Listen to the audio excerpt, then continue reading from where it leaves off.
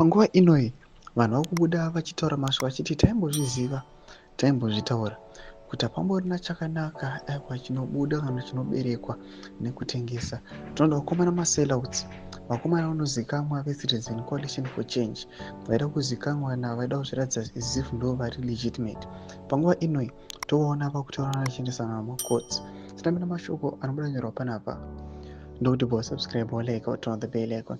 Nyika yose aiwa at the end of last year pamwe nemutambo this year aiwa vakabatikana nekuda kwethe vote yavakanga vaisa vachiona ichitorwa vaona naChabangu nanaUshman Nuye.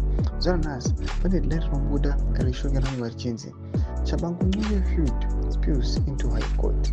Panapa tichipinda mubepa nawo panapa renew state nona headline rinonyorwa richinzi Citizen Coalition for Change acting leader Washman Nuye is dragged self-imposed party interim secretary general Senzo Chabangu to the High Court to stop him from firing party leaders from parliamentary posts.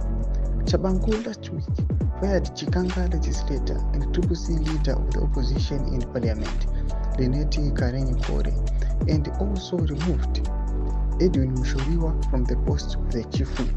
Ndomashoko atinoona kuti aiwa vakomana vanozikanwa kuti last year vakomana vanopiwa maparliamentary post vanozikanwa kuti aiwa vakamana veCitizen Coalition for Change ndo vakanga varilewa kuna Advocate Nelson Chamisa.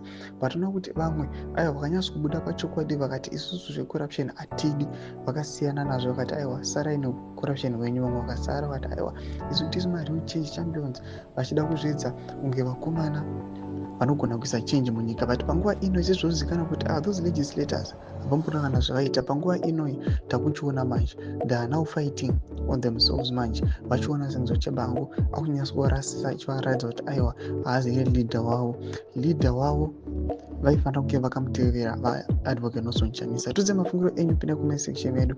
Aiwa musawana subscribe or like pachina turn on the bell icon.